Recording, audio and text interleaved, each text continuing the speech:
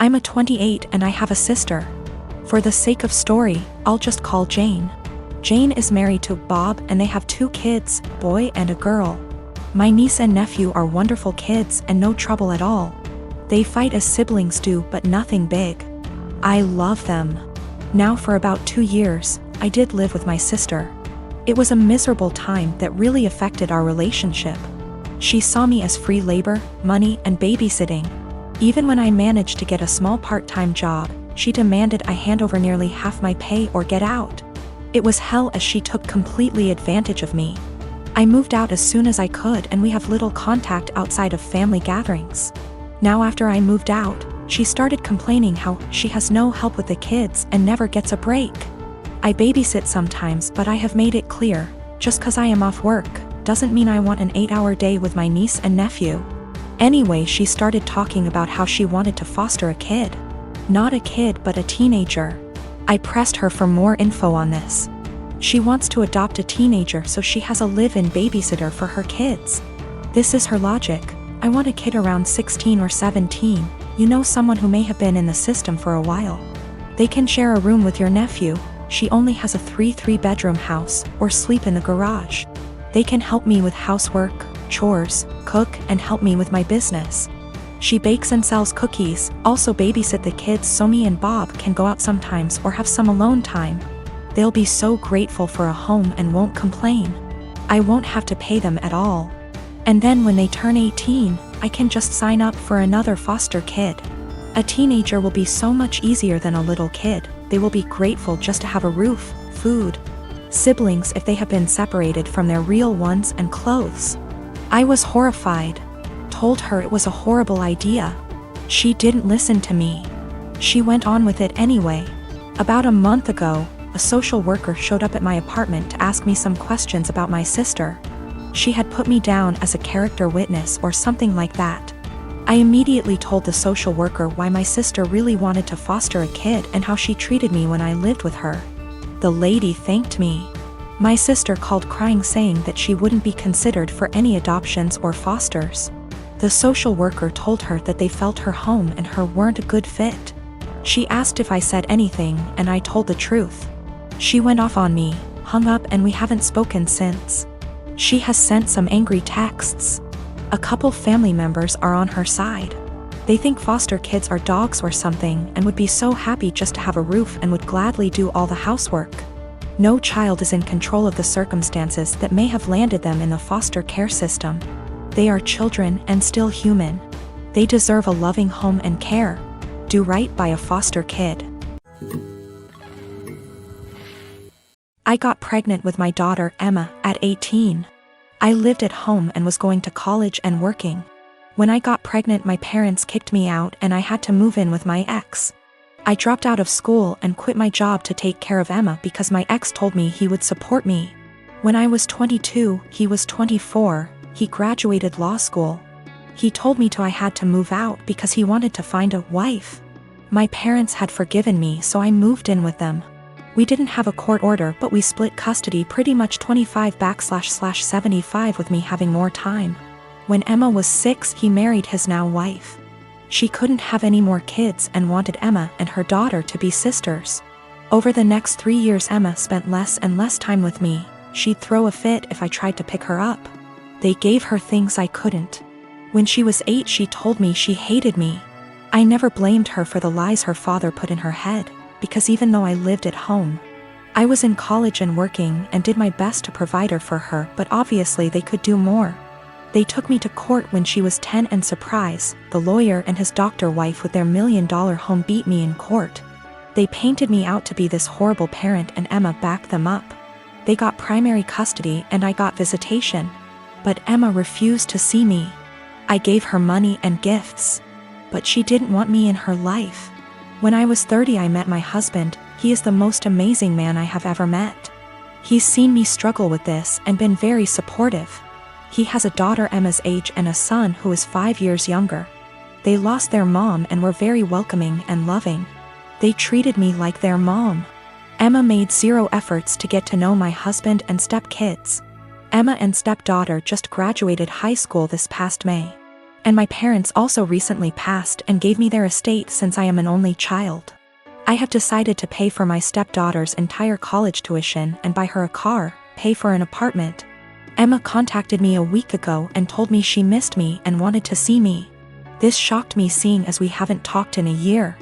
We met up and she told me she heard my parents died and asked if she could have some money to pay for college. I was shocked and said, "Well, what about your dad and his wife?" She said, "My mom and dad want me to pay for this on my own to teach me responsibility, and I believe I am entitled to money. Seeing as you ruined my life, I was very hurt and told her, after years of ignoring me and telling me I am not your mother, you demand money from me. I am not your wallet. My husband is telling me what I did was right, but my ex is telling me I'm a piece of shit and I owe this to her. My stepdaughter feels bad and offered her college money because my daughter and her friends have been harassing her." I said, "Absolutely not, that is your money." My wife, Irene, is very fit. She likes working out and has a proper exercise regime, etc. She believes that if she feels good, she looks good, and she feels good working out, so who am I to stop her? My brother, Will, spent the latter half of last year going through a messy divorce and now needs a place to stay. Though my brother and I aren't very close, I figured he would only stay with us for a couple weeks until he got back on his feet. Will is a typical gym rat. He's always on a very strict diet, always working out and bragging about his gains. I've worked out with him a few times and he's a little obnoxious. He's always mad at you if you don't work at his pace and is always trying to correct your form. He's a pretty fit and muscular guy, but I don't like to exercise with him. Will has been pushing Irene to work out with him because, according to him, she won't be able to keep up with him. Irene mostly just shrugs him off with a laugh and tells him she would love to work out with him. Irene works out in the mornings, 3 times a week, and then does a run in the evening. But she's been busy this past week and hasn't been able to stick to her usual schedule. Will thinks that she's making excuses because she doesn't want to be embarrassed by him. Again, Irene just laughs him off. About 2 days ago, Irene and Will went on an early morning run. I didn't go with them, but the first thing I heard when Will entered the house was, "The only reason I couldn't keep up with you, Irene, is because you were sweating too much." I found this extremely comical, and kinda just laughed him off. Irene rolled her eyes and went to take a shower, so I thought that the conversation would die.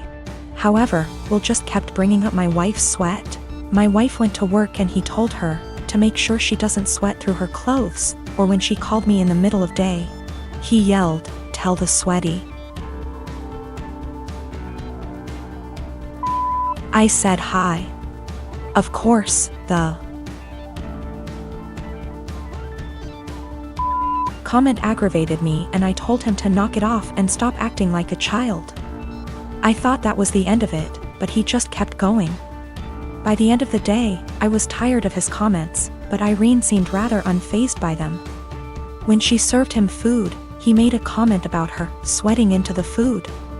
At this point, I was at my wit's end and I told him to stop acting like a sore, slow, referring to his running pace, loser, and eat his food. Will, of course, got angry and said the only reason he was going slower than usual was because he was distracted by my wife's unhygienic sweat. Irene looked a bit offended by this, and I told Will that I would kick him out if he made another comment like that. He's been super pissed ever since. I jokingly told this story to a mutual friend and they agreed with Will. Maybe I shouldn't be so harsh. I didn't expect this amount of responses. I've decided to kick him out. He will be staying at a nearby hotel now. I am a 25-year-old male on a lakeside property that was legally and officially given to me by my parents. I have been living here for 6 years and have some great neighbors along with some not so great ones. Of all my neighbors, I have only ever had problems with one who lives right next door named Mariette. She first moved in early this summer as she had the former house on her property demolished and rebuilt. My problems started with her overheard the use of my wood stove and fireplaces. With the temperatures getting colder, I have started to use them daily. My house is not equipped with any form of heating outside of the wood stove and a fireplace. This means that from fall until spring I will constantly have them going to keep my place warm. My family never outfitted the home with anything better because it was for weekend trips and we would winterize. and leave it when things got cold. My parents thought of adding oil heating when I moved in, however I opposed it because it was a waste of money and didn't mind splitting logs. 5 days ago, after having received my shipment of logs for the fall, I was approached by my neighbor Mariette. She came around asking for my parents, to which I said that they don't live here and that I am the homeowner. She didn't believe me and said that I was too young to be a homeowner before leaving. Later that day I heard a knock at my door and thought it was my girlfriend, so I gave my usual greeting of "Hey, sweet cheeks," while opening the door. Unfortunately, it was not her and was Mariette again, so I apologized quickly and asked what she wanted. Once again she wanted to speak with my parents, to which in a more stern tone said that I was the homeowner. This time she finally got it and said that I am violating HOA policy by using wood-burning fireplaces indoors and outdoors. In response, I said that as new as the house looks, I am not a member of the group and that the town permits fireplaces and burning yard waste. She then went on to ask why I even needed them, because they do nothing but harm the environment. I went on to explain that while the house exterior looks new, the house actually has been around since 1930 and still uses a wood stove and fireplace heating. She didn't believe me yet again and said she would be back with an inspector. Yesterday once again she came with another person who introduced themselves as an HOA inspector. They tried to talk about my fireplaces, but I shut them down immediately and said that I am not a member of their group. The guy then tried to lie by saying that the HOA is in control of all the properties in the area. I immediately called him out on the lie and said that he is either lazy or a moron for not knowing that I am not with them. We went back and forth one more time before I told them I will not listen to them and to stuff it and leave.